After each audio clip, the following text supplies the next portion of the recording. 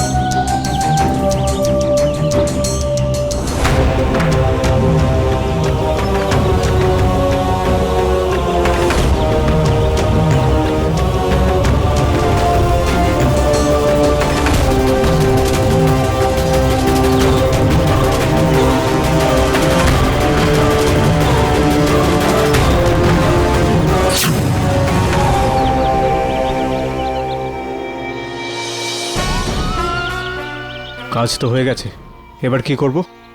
Let's celebrate.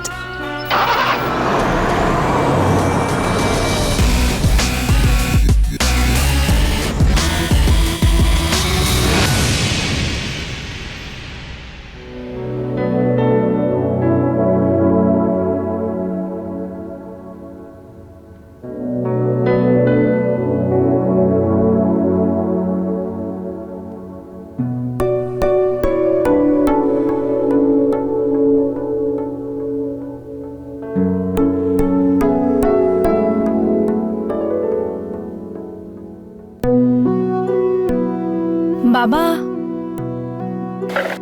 বাবা, আমরা যদি গ্রামের বাড়িটা বিক্রি করে দিই তাহলে কেমন হবে? তাছাড়া ওখানে কেউ যাতায়াতও করে না। বৌমা, ওটা আমার পূর্বপুরুষের জায়গা, আর আমার পেনশনের টাকায় তো সব ঠিকঠাক চলে যাচ্ছে। তাহলে ওটা বিক্রি করবার দরকার কি? দরকার আছে বাবা, কারণ বছরের শেষে শেলিকে আরো পড়ানোর জন্য ইউএসএ পাঠাতে হবে। কিন্তু শৈলী কোথায়?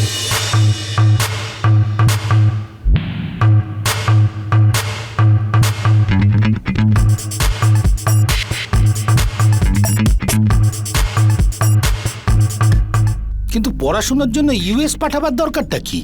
ভারতবর্ষে ভালো ভালো কলেজ রয়েছে, কি তাই না? আপনি তো কিছু ভাবেনই না। যদি শেলির বাবা আজ বেঁচে থাকতো তাহলে ওকে পড়ানোর জন্য ইউএসএ পাঠাতোই। শৈলী আমারও নাতনি, ওর ভালো খারাপ আমিও তো ভাবি। কিন্তু এটাই তুমি জানো না যে আজ ওর সবচাইতে কোন জিনিসটা বেশি জরুরি?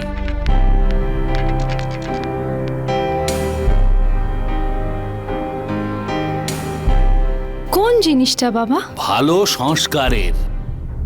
সারাক্ষণ তো বাইরেই ঘুরে বেড়াচ্ছে। বাবা, আমিও ওর মা, আর সংস্কারের নামে ওকে আমি ঘরে বসিয়ে রাখতে পারি না। আর পৃথিবী এত আগে এগিয়ে যাচ্ছে। ঠিক আছে, আপনার যদি পূর্বপুরুষের বাড়ি এতই প্রিয় হয় তাহলে বিক্রি করতে হবে না, কিন্তু আমি শেলিকে ইউএসএ পাঠিয়েই ছাড়বো। তাতে আমায় যা করতে হয় করব।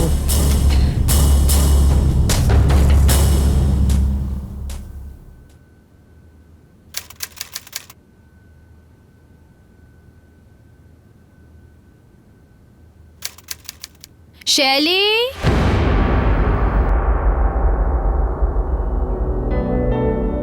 আই এম সরি শেলি, তোর দাদুর না হাইওয়ের পাশে একটা প্লট আছে।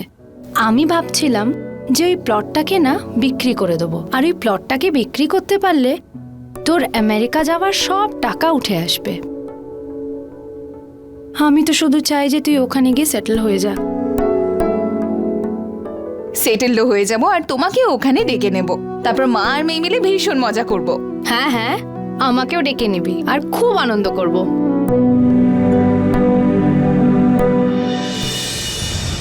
অনুভব বাবু, সি, এটা একটা বিশাল বড় প্লট, আর এটা শিশাত হাইওয়ের একদম পাশে। এটাকে আমি বিক্রি করতে চাই। বাই দ্য ওয়ে, এখন আপনি কোথায় থাকেন? এখন আমি বরিবালিতে থাকি আমার মেয়ে আর শ্বশুরমশাইয়ের সঙ্গে। আর আপনার স্বামী? স্বামী উনি 10 বছর আগে একটা অ্যাক্সিডেন্টে মারা গেছেন। Oh, I am sorry.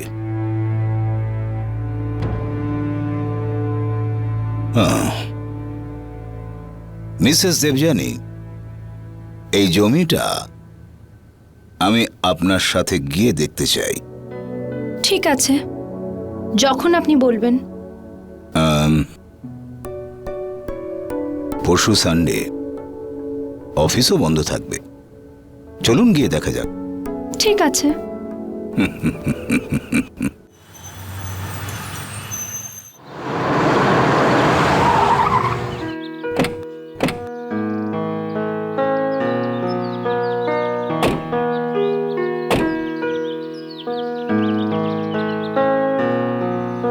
অনুভব বাবু, এখান থেকে নিয়ে ওখান অবধি আমাদের প্লট, আর আপনি না এখানে রেসিডেন্সিয়াল প্রজেক্ট বানাতে পারবেন।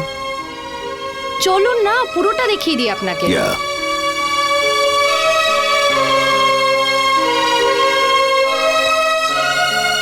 তৈরি তো হতে পারে, কিন্তু আপনার প্লট হাইওয়ে থেকে অনেক দূরে, আর অ্যাক্সিস রোড পাকা নয়। কিন্তু অনুভব বাবু, ডেভেলপমেন্ট তো কিছুদিনেই শুরু হয়ে যাবে। হ্যাঁ মিসেস দেবযানী, ডেভেলপমেন্ট শুরু হতে হতে 3-4 বছর পেরিয়ে যাবে, আর তারপরেই এটা অ্যাকচুয়াল মার্কেট রেট পেতে পারে।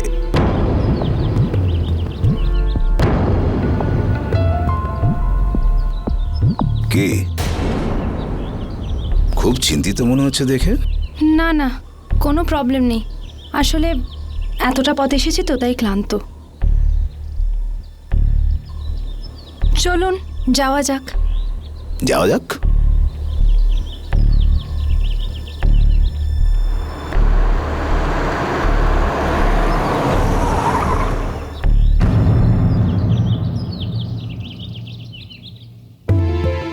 কিছু মনে করবেন না, একটা কথা জিজ্ঞেস করব? বলুন। আপনার অ্যাকচুয়ালি কত টাকা প্রয়োজন আছে?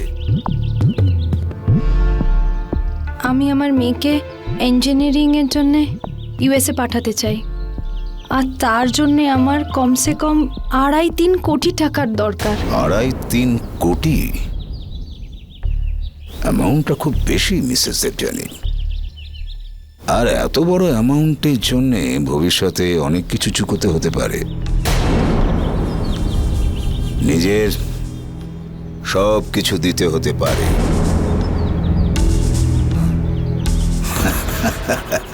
হ্যাঁ, এসব কথা ছাড়ুন, একটা কথা বলুন তো, আপনার আমার কোম্পানি কেমন লাগলো? ভালো। এখান থেকে একটু দূরেই আমার farm house. If you don't mind, আমরা ওখানে গিয়ে বসি একটু, আর তারপর ভাবি ঠান্ডা মাথায় এই সময় আমি আপনার জন্য কি করতে পারি।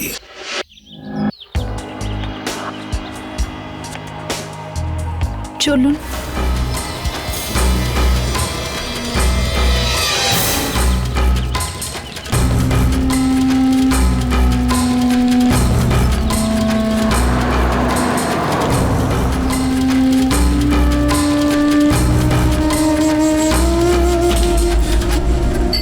Cheers.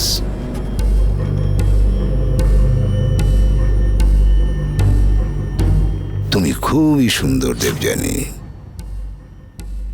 You are well educated and smart. তোমার জীবন সম্বন্ধে ধারণাটাও খুব পরিষ্কার। আমার বিজনেসে তুমি খুবই সাহায্য করতে পারো। Of course I will pay you for that. তাহলে যদি আমার সঙ্গে কাজ করতে থাকো তো জীবনে কখনো টাকা পয়সার অভাব বুঝতে পারবে না।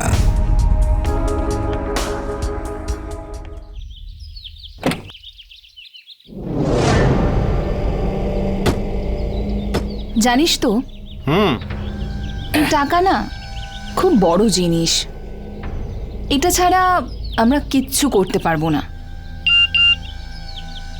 আরে শেলি, তুই টাকার কথা বললি আর নতুন একজন ফেঁসেও গেছে দেখ। একে যদি ফাঁসানো যায় না তো 1 সপ্তাহের জন্য আমাদের সমস্ত খরচা উঠে আসবে। কি বলিস? শুভ কাজে দেরি করতে নেই, চল। কোথায় যাবি? জু। কত টাকা বলছে? 25,000। কিন্তু একেবারেই হাদা। রাত 8টায় ডেকেছে।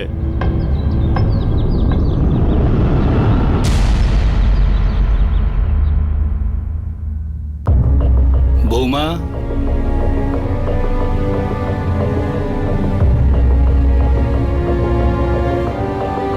কোথায় গিয়েছিলে? তোমার ফোনটাও বন্ধ রয়েছে। আমার বাবার প্লট বিক্রি করার চেষ্টা করছি। ওটাকে কোনো বড় কাজের জন্য রাখো, বিপদে পড়লে এইসব কাজে আসে। আপনি বলেছেন আর আমিও শুনে নিয়েছি। আমি জানি আমার মেয়ের জন্যে কোনটা ভালো আর কোনটা খারাপ।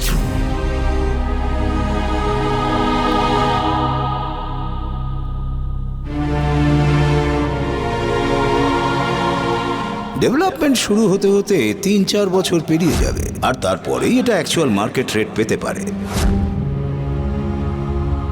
যদি আমার সঙ্গে কাজ করতে থাকো তো জীবনে কখনো টাকা পয়সার অভাব বুঝতে পারবে না। যদি আমরা আজ একটু কষ্ট করি আর কাল আমাদের ওই কষ্টের জন্য অনেক খুশি আমরা যদি পেতে পারি, তাহলে সেই কষ্টটা আমাদের করা উচিত।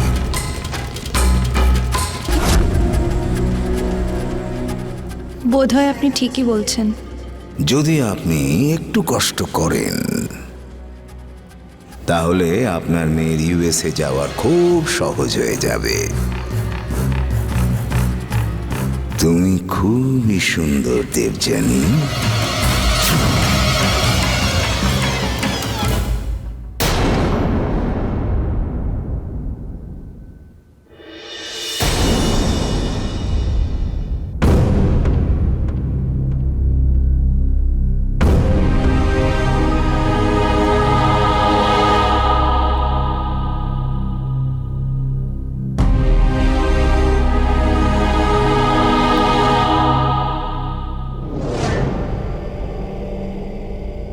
হাই রঞ্জিত।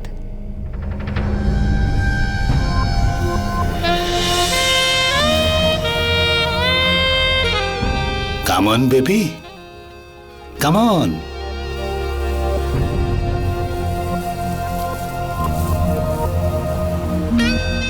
অনেক দেরি করে ফেলেছো। স্যার, আপনি আমার পেমেন্টটা করলেন না? কাজ হয়ে যাক, পেমেন্ট পেয়ে যাবে। কিন্তু মঞ্জি মানবে না। আপনি আগে পেমেন্টটা করে দিন, না হলেও উপরে চলে আসবে। পুরো মুডটাই খারাপ করে দিল। কিছু সময় অপেক্ষা করতে পারলো না। আপনি তো রাগ করছেন। আপনি আগে পেমেন্টটা করে দিন, তারপর নয় যত শাস্তি দেওয়ার দিয়ে দেবেন। I like punishment in love. I will be prepare.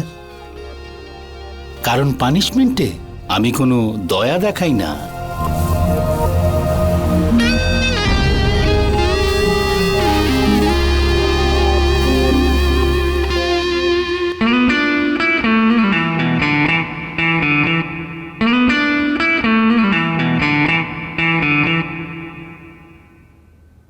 কিরে, একটু অপেক্ষা করতে পারলি না? পুরো মুডটা খারাপ করে দিলি। এনে ধর 25।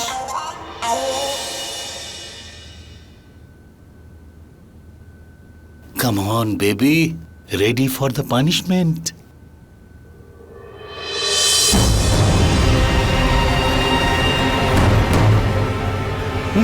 কোথায় গেল ওখান থেকে?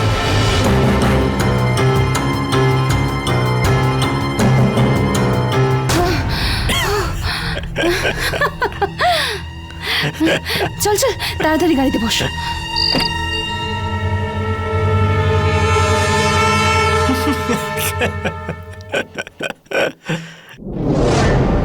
দৌড়াও।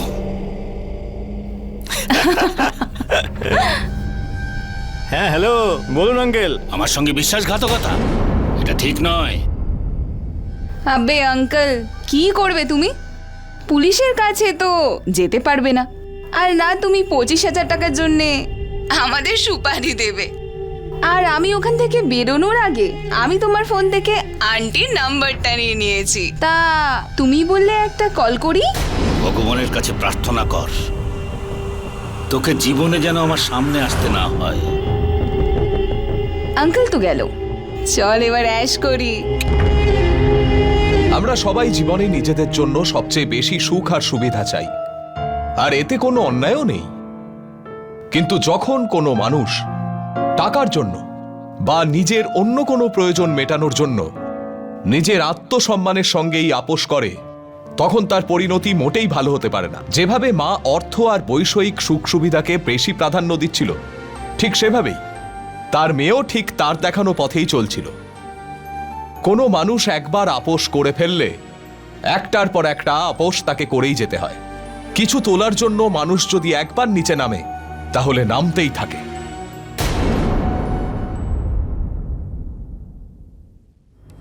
দেবযানী, আমি একটা সমস্যা খুব খারাপভাবে ফেঁসে গেছি, আর শুধু তুমি আমাকে হেল্প করতে পারো। কি? ব্যাপারটা এরকম দেবযানী, আমি তো একটা কোটি টাকার কন্ট্রাক্ট সাইন করেছি। এমনিতে কাজ তো শেষ হয়ে গেছে, কিন্তু ওই ইঞ্জিনিয়ার ওটাকে পাসই করছে না। কিন্তু এতে আমি তোমার কি সাহায্য করতে পারি? ব্যাপারটা কোটি টাকার দেবযানী। তুমি যদি ওই ইঞ্জিনিয়ারের সাইন করিয়ে নিয়ে আসতে পারো, তার পরিবর্তে আমি তোমাকে 20 লাখ টাকা দেব। কিন্তু আমার কথাতে উনি কেন সাইন করবেন? তোমার মনে আছে দেবযানী, আমি তোমাকে কখনো বলেছিলাম যে তুমি খুব সুন্দর দেখতে, স্মার্ট, ওয়েল এডুকেটেড। ব্যাস এই সব কিছুই কাজে লাগিয়ে তোমায় ওকে খুশি করতে হবে। অনুভব, তুমি আমাকে ভুল বুঝছো। আমি তো শুধু তোমার সঙ্গেই।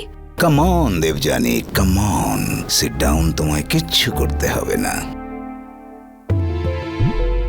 আমি তোমায় শুধু ওই ইঞ্জিনিয়ারের আর কিছু মেয়েদের টেলিফোন নাম্বার দিয়ে দেবো। তোমায় তো শুধু ওদের সঙ্গে কোঅর্ডিনেট করতে হবে, আর যখনই কাজটা হয়ে যাবে তখন এনওসির উপর সাইন করিয়ে এখানে চলে আসবে। ব্যাস, that's it. This is the file.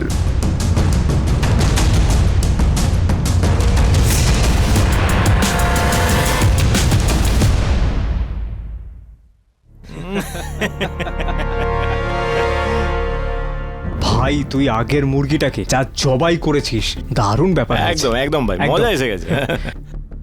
সেলি, কি করছিস?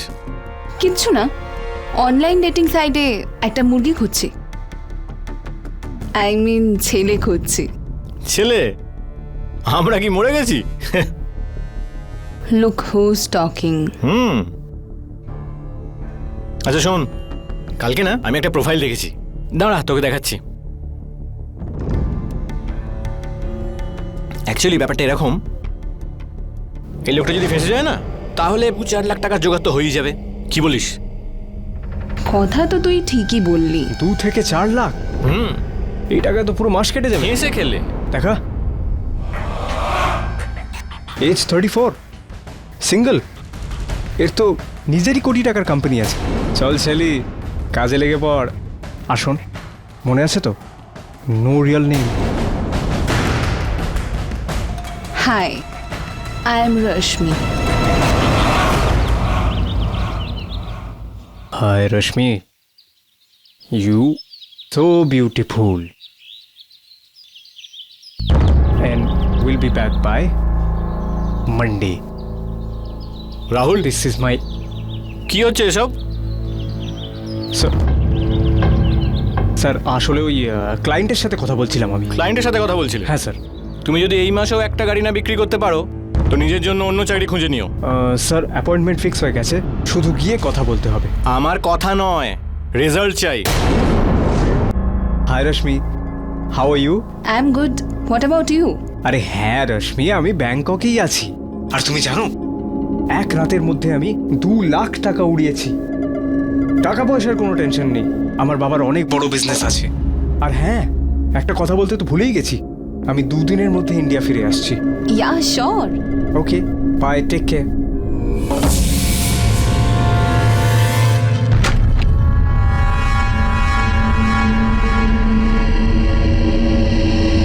Sir,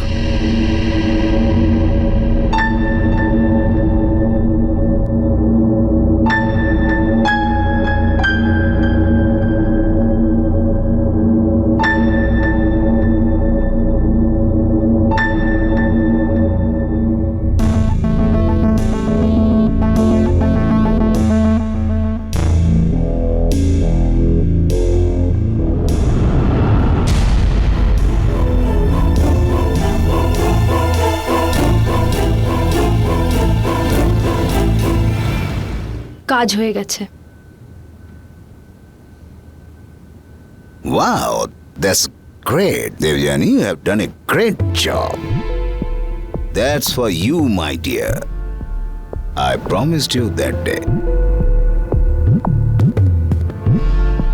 By the way,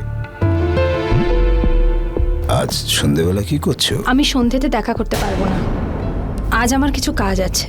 Debjani, যে কোনো কাজ যার থেকে পয়সা পাওয়া যায়, যে খুশি দেয়, ও কখনো খারাপ হতে পারে না। জানি না, আজ ওই মেয়েটার জন্য আমার খুব খারাপ লাগছিল।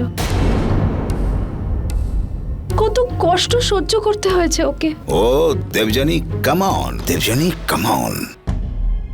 দেখো, ওই যে আনন্দটা ছিল সেটা ওই মেয়েটার জন্য খুব জরুরি ছিল। ও সেটা ওই কষ্টের বদলে কিনেছিল, আর সেটাও এত কম সময়ের মধ্যে। তো তো তোমার খারাপ লাগার কোনো প্রয়োজন নেই। হয়তো তুমি ঠিকই বলছো। একটু ভাবো, তোমার মেয়ে ইউএসএ যাবে, ওখানে লেখাপড়া করবে, ওখানে সেটেল হয়ে যাবে, তাতে যে খুশিটা তোমার হবে সেটা এই আফসোস করার থেকে অনেক গুণ বেশি হবে, তাই না? দেবজানি, আমি স্যালির ইউএসএ পড়ার জন্য স্পন্সর করছি। সত্যি? ইয়া। কিন্তু তোমাকে একটা কাজ করতে হবে, স্যালির সব ডকুমেন্টস তুমি আমাকে দিয়ে দাও, যাতে আমি খোঁজ নিতে পারি ইউএস এর কোন ইউনিভার্সিটি স্যালির পড়ার জন্য সবচেয়ে ভালো হবে। ঠিক আছে, আমি নিয়ে আসবো। ইয়া। থ্যাংক ইউ সো মাচ অনুভব, থ্যাংক ইউ, থ্যাংক ইউ।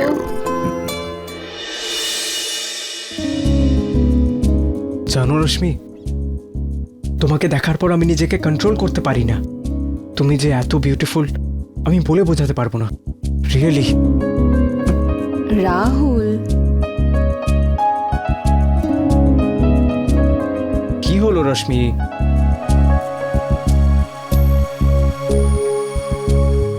দেখো, 25-50 হাজারের কোনো ভ্যালু নেই আজকে। আমি তোমার জন্য লাখ টাকা ওড়াবো, লাখ টাকা। তুমি যে এতই সুন্দর। হ্যাঁ, আর দেখো রাহুল, এগুলো খুব তাড়াতাড়ি হচ্ছে, আর আমি বিয়ের আগে এসব করতে পারবো না। আরে এতটা দূরে তো শুধু তোমার জন্যই এলাম, আর এখন তুমি কি নাটক করছো? হ্যাঁ, এমনটা কেউ করে নাকি? প্লিজ ডোন্ট ডু ইট, বুঝতে পারছো না নাকি? রশ্মি, আমি না শুনতে অভ্যস্ত নই, বুঝতে পেরেছো? রাহুল, ছাড়ো আমাকে।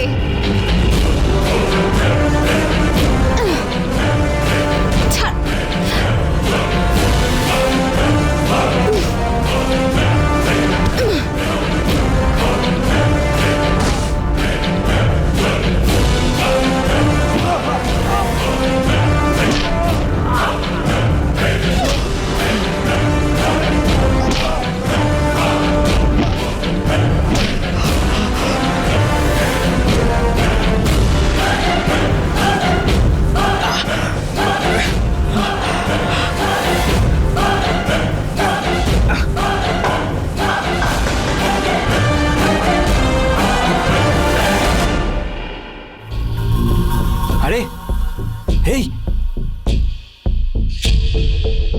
কি করেছিস তুই? ও মাই গড, এটা কি করেছিস? এ তো মরে গেছে। রেপ করতে যাচ্ছিল, করতে দিতাম?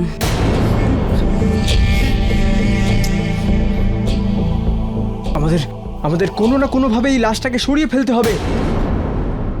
আরে বাইরে তো সব সিসিটিভি ক্যামেরা লাগানো আছে, আর উপর থেকে ওই ওয়াচম্যানটাও আছে।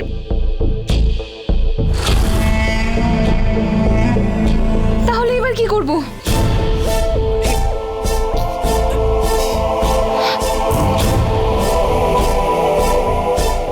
ডোন্ট ওয়ারি, কিছু না কিছু একটা করতেই হবে।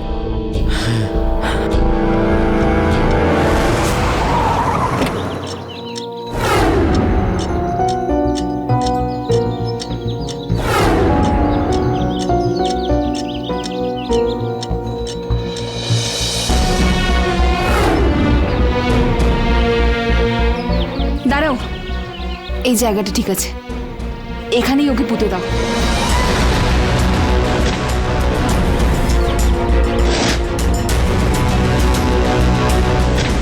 তাড়াতাড়ি করো।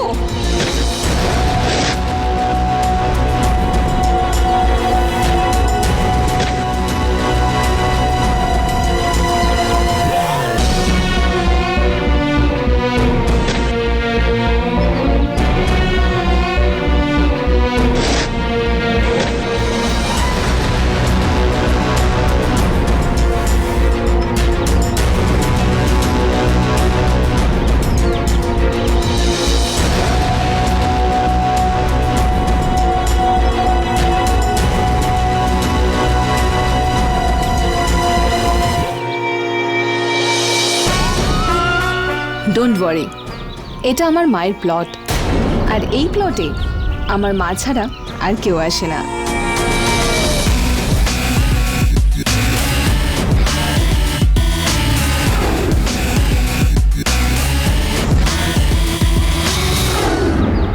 বৌমা, তুমি ওর মা হও, ওর দিকে একটু নজর দাও।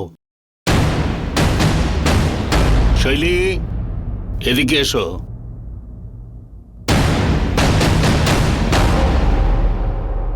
আজকাল কোনো না কোনো বাহানায় প্রত্যেকদিন রাত্রে তুমি দেরি করে বাড়ি ফিরছ, এটা তোমার জন্য একদম ঠিক নয়।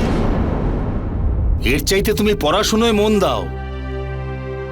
দাদু ওই কলেজে সেমিনার ছিল, তাই লেট হয়ে গেছে। দেখো মা, তোমার এই বয়সে ঘোরাফেরাটা খুব ভালো লাগে, আর যারা শুধুমাত্র এইটাই করতে থাকে পরবর্তী জীবনে তারা কিছুই করতে পারে না। আজ সেটা তুমি বুঝতে পারবে না। তুমি ওকে অনেক স্বাধীনতা দিয়ে রেখেছো, সেটাকেও খারাপভাবে ব্যবহার করছে। উপদেশ দেওয়া খুব সহজ হয়, কিন্তু কথাটা দায়িত্ব পালন করার হয়। আমি আমার দায়িত্বটা খুব ভালো বুঝি, আর জীবনের মানেটাও। সেই জন্যই বলছি, একে এতটা স্বাধীনতা দেওয়া ঠিক নয়। হয়তো তার জন্য আগামী দিনে পস্তাতে হবে।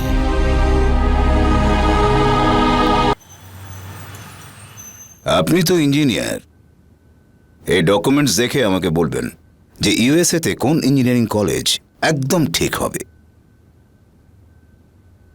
পড়াশোনা তো কিন্তু ঠিকই লাগছে, কিন্তু তুমি এত ফেভার করছো কেন? আমি একে স্পন্সর করছি।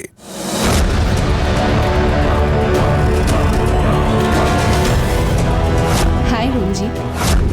এই মেয়েটা কি তোমার কি কোনো কাছের আত্মীয় হয়?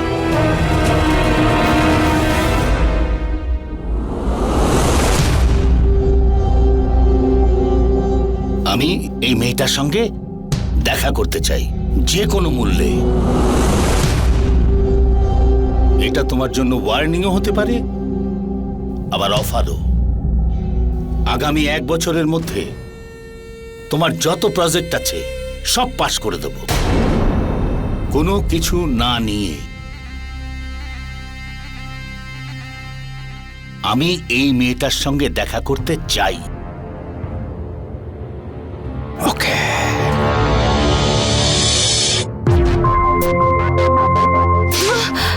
তোর কি দরকার ছিল এসব করার? তোর সব ইচ্ছা আমি তো পূরণ করছিলাম। মা, আই এম সরি। আমি যা যা করেছি সে সবটাই শুধু একটু মজা, আর কিচ্ছু না। তোর এই ছোট্ট মজাটা আমাদের প্রাণও নিয়ে নিতে পারে। কিন্তু তুমি কি করে জানতে পারলে? আর তুমি ওই লোকগুলোকে কি করে চেনো? শেলি, আসলে আয় আমি তোকে বলছি। আমি আমার প্লট বিক্রি করার জন্য অনুভবের সঙ্গে দেখা করি। প্লট তো বিক্রি হলো না, কিন্তু ইউএস এর জন্য পয়সা জোগাড় করতে আমি ওর কোম্পানি জয়েন করলাম। আর রঞ্জিত শর্মা ওই অফিসার যে ওর সব কাজ আটকে দিতে পারে। আর ও তোকে পাওয়ার জন্য অনুভবের সব কাজ আটকে দেবে, তোকে জেলে পাঠানোর হুমকি দিচ্ছে। তাহলে তুমি কি করলে? অনুভব আমাকে হুমকি দিচ্ছে যে ও আমার আর ওর ভিডিওস ভাইরাল করে দেবে, যাও চালাকি করে ফার্ম হাউসে নিয়ে নিয়েছিল। মা, আজকের সমাজে স্মার্ট তো সেই যে সময়ের সুযোগ নিতে পারে, আর আজ আমাদের কাছে সুযোগও রয়েছে।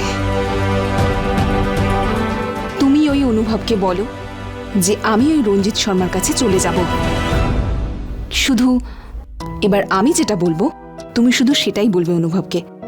মা, শুধু একবার যদি অনুভব আমাদের কথা শুনে, তাহলে জীবনে আমরা সব কিছু পেয়ে যাব যা যা আমরা চাই। Please trust me.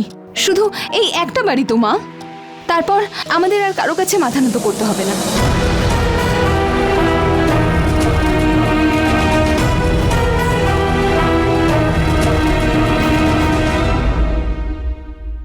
আমি তোমার কাজ করার জন্য তৈরি আছি, কিন্তু তার বদলে আমার সব ভিডিওস আর আমার প্লটের দামটা চাই, আর তাও প্রাইম লোকেশনের দামে। ঠিক আছে, তোমার এই শর্তে আমি রাজি আছি।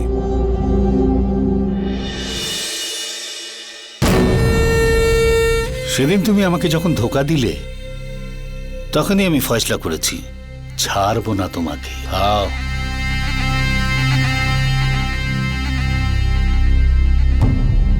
সরি।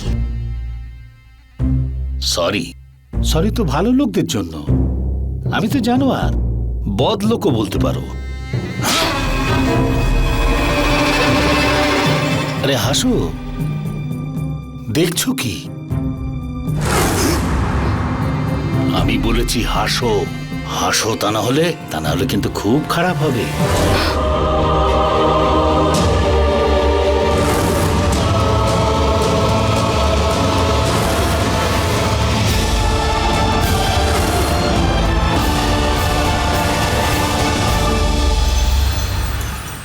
তুমি কি পাগল হয়ে গেছো নাকি? দেখো, আমি তোমাকে তোমার সমস্ত ভিডিও রিটার্ন করে দিয়েছি। কি এটা কিছু নয়? কিন্তু এখন আমি তোমার প্লট কিনতে পারবোই না। কিন্তু তুমি আমাকে কথা দিয়েছিলে। দেবযানী, মূল্য কথা দেওয়ার জন্য হয় না, প্রয়োজনের জন্য হয়। হ্যাঁ, তোমার মেয়ে যা করেছে তার জন্য আমি 1.5-2 লাখ টাকা তোমায় দিয়ে দেব। ওটা নিয়ে চুপচাপ চলে যাও এখান থেকে।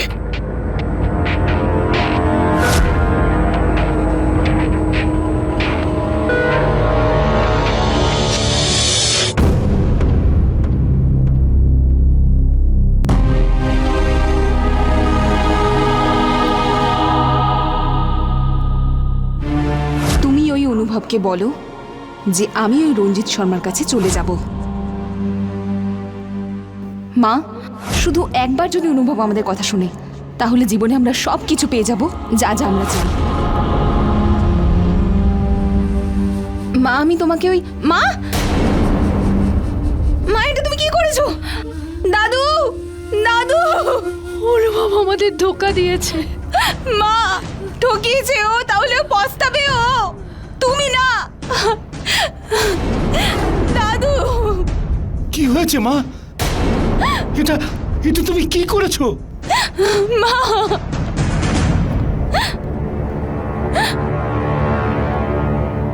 হ্যালো, হ্যালো ডাক্তারবাবু। আমার এই সময় টাকার প্রয়োজন, আর আপনার আমাকে প্রয়োজন হতে পারে।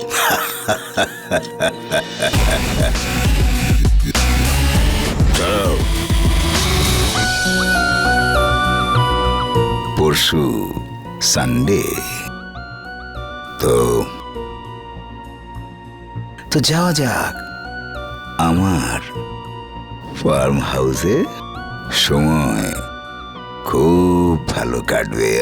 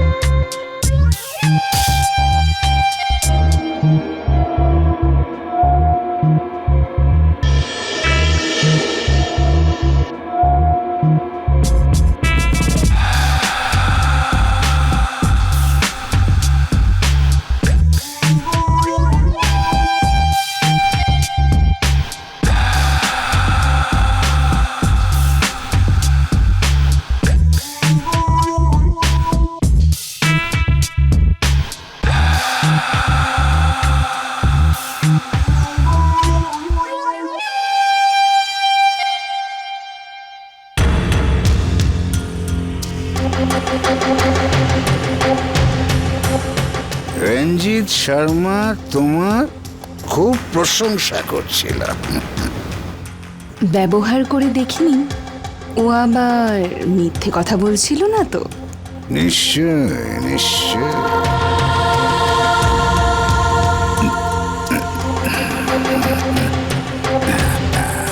চলো।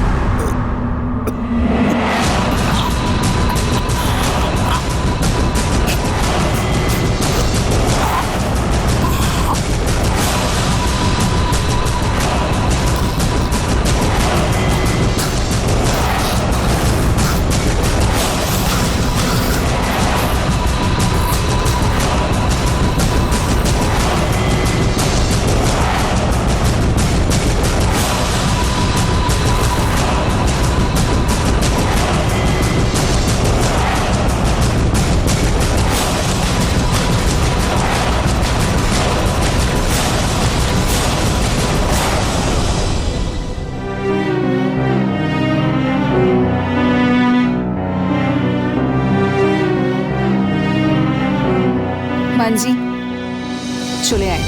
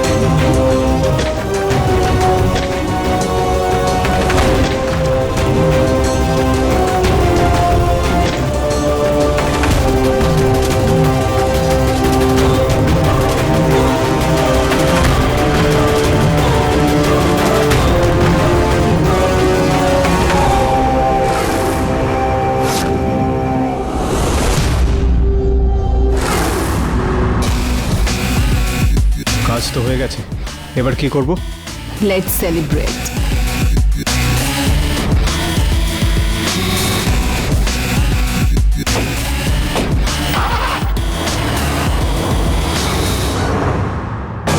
অনুভব দুদিন ধরে নিখোঁজ, আর ওর ফোনটাও সুইচ অফ বলছে। ওর বাড়ির লোকেরা জানিয়েছে ও অফিসে এসেছিল। স্যার ও তো অফিসেই আসেনি। কি? তাহলে কোথায় গেছে ও? মাঝে মধ্যে উনি উইকেন্ডে ফার্ম হাউসে যান, এছাড়া আমি আর কিছু বলতে পারবো না স্যার। চলো ফার্ম হাউসে যাওয়া যাক।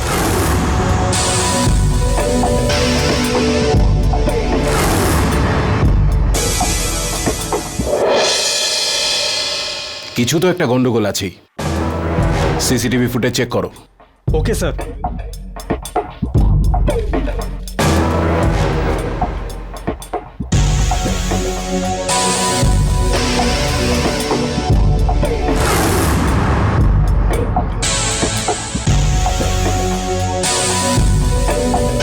স্যার, সিসিটিভির হার্ড ডিস্ক খুঁজে পাওয়া যাচ্ছে না।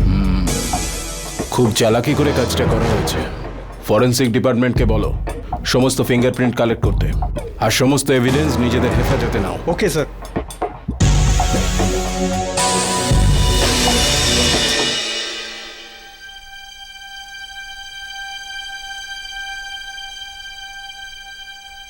বাবা, আপনি কোথায় যাচ্ছেন?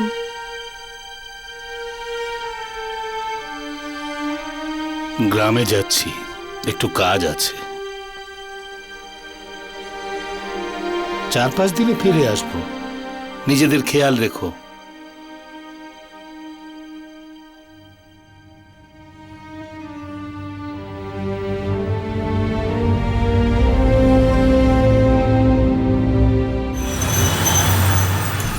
অনুভব ফোনে শেষবার রাহুল গুপ্তার সঙ্গে কথা বলেছিল যে আপনার এখানে কাজ করে। কিন্তু স্যার রাহুল গুপ্ত তো 2 মাস ধরে নিখোঁজ, আর ও আমার অফিসে অনেক টাকার জালিয়াতিও করেছিল, আর নিজের মোবাইলটাও সুইচ অফ করে রেখেছে। আমার মনে হয়েছিল ও ভয় পেয়ে পালিয়ে গেছে। রাহুল গুপ্তার ব্যাপারে আর কি জানেন আপনি? স্যার কি বলবো, সারাক্ষণ মেয়েদের সঙ্গে ডেটিং সাইটে চ্যাট করতো। রাহুল গুপ্তার ফোনের শেষ লোকেশন কি ছিল? স্যার, ওয়েস্টার্ন এক্সপ্রেস হাইওয়েতে, বিরাজের আগে সি সাইডের কাছে। অনুভবের লাস্ট লোকেশন ওখানেই ট্রেস হয়েছে, যেটা কিনা ওর ফার্ম হাউস থেকে 10 কিলোমিটার দূরে। এই ব্যাপারে কিছু জানেন? না স্যার, আমি তো এই ব্যাপারে কিছু জানি না। খোঁজ নাও অনুভব ওখানে কার সাথে আর কেন দেখা করতে যেত। ওকে স্যার। স্যার সি সাইডে তো দেবযানী ম্যাডামের প্লট আছে, আর অনুভব স্যার সেটা দেখার জন্যই গিয়েছিলেন।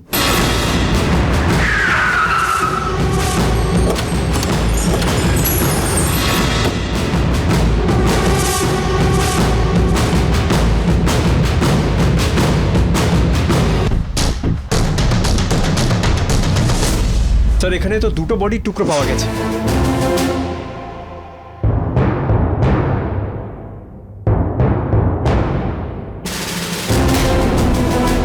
রাহুল আর অনুভবও নিখোঁজ। ওদের দুজনেরই ফোনের লাস্ট লোকেশন এখানেই দেখা গেছে। এক কাজ করো, এই 2টো বডিকে পোস্টমর্টেমে পাঠিয়ে দাও, আর খোঁজ নাও যে রাহুল কার কার সাথে ফোনে কথা বলতো, কার কার সাথে চ্যাট করতো। তারপর বোঝা যাবে রাহুল, অনুভব আর দেবযানী এই প্লটটা যার। এই 3 জনের মধ্যে সম্পর্কটা ঠিক কি। Okay sir.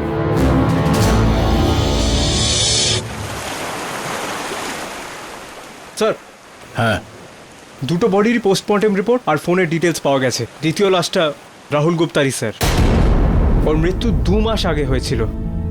আরও কোনো এক রশ্মি নামের মেয়ের সাথে ফোনে কথা বলতো, যার আসল নাম শেলি। আর এই শেলি ওই মহিলারই মেয়ে স্যার। কি?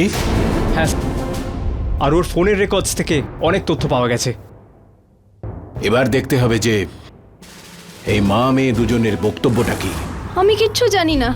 আর যেদিন অনুভব নিখোঁজ হলেন ওই দিন আমি বাড়িতেই ছিলাম, আর আমি কোনো রাহুল গুপ্তাকে চিনি না। হতে পারে যে যে আপনি কোনো রাহুল গুপ্তাকে চেনেন না, কিন্তু আপনার মেয়ে রাহুল গুপ্তাকে খুব ভালো করে চেনে।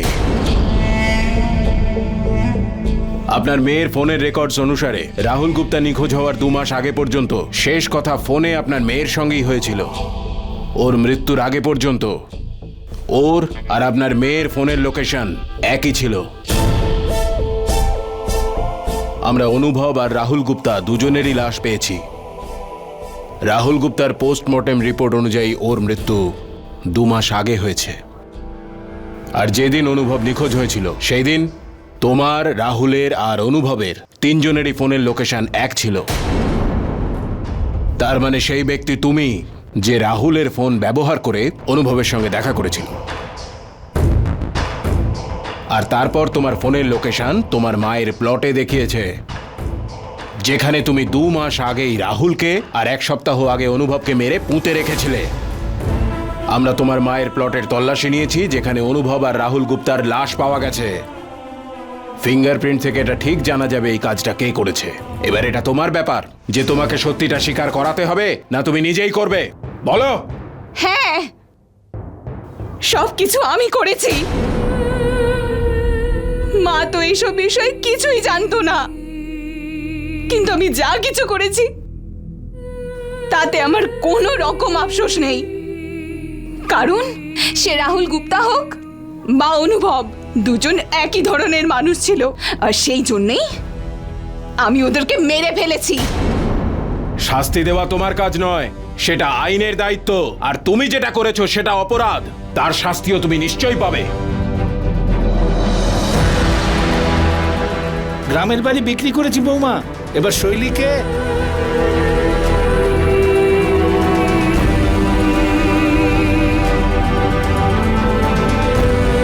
এখানে পুলিশ কেন এসেছে? নিয়ে চলো একে। মা, আমি যাব না। মা, প্লিজ আমাকে বাঁচাও। মা, আমাকে বাঁচাও। আমার নাতনিকে নিয়ে যেও না। মা, আমাকে বাঁচাও। আমি যাব না। আমার নাতনিকে তোমরা নিয়ে যেও না। বাবা,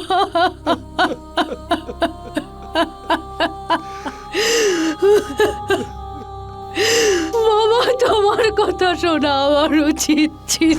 জীবনে আমরা যা কিছু পেতে চাই তার জন্য যেটা সবচেয়ে জরুরি সেটা হলো রাস্তাটা সঠিক হওয়া উচিত। কিন্তু যখন কেউ কোনো নিয়ম ভেঙে অন্য কোনো পথ বেছে নেয়, তখন তার চরম পরিণতি বেশিরভাগ ক্ষেত্রেই হয় অপরাধের অন্ধকার জগৎ। আর দেবযানী আর শৈলীর সঙ্গেও এরকমই হয়েছিল। দেবযানীর শ্বশুর সম্পদ নিজের বৌমা আর নাতনিকে সবসময় সঠিক রাস্তা দেখানোর চেষ্টা করেছেন, সংস্কারের কথা বলেছেন, কিন্তু দেবযানী নিজের মেয়েকে সবসময় বৈষয়িক সুখ সুবিধার কথাই শিখিয়েছে। আর নিজের এই চেষ্টায় ও নিজেও একটা ভুল রাস্তাই বেছে নিল। নিজের মেয়ের ভবিষ্যৎ তৈরি করতে গিয়ে ও তাকে নিয়ে ব্যবসা করে ফেলল। কিন্তু এর পরিণতি কি হলো? আজ শৈলী নিজের বন্ধুদের সঙ্গে দুটো খুনের অপরাধে জেলের গড়াদের পেছনে বন্দী। আর ও নিজেও তার মানসিক স্থিতি হারিয়ে একটা পাগলা গারদে ভর্তি আছে। ইঞ্জিনিয়ার রণধীর শর্মাকেও চাকরি থেকে বের করে দেওয়া হয়েছিল, আর আজ আদালতে তার ওপর জালিয়াতির কেস চলছে। এর সঙ্গেই আমি গিরিশ জৈন ক্রাইম অ্যালার্টের এই এপিসোডে আপনাদের থেকে বিদায় নিচ্ছি। আবার দেখা হবে এরকমই একটা সত্যি ঘটনা নিয়ে। ততক্ষণ be alert, be safe. Crime alert, অন্যায়ের বিরুদ্ধে সোচ্চার।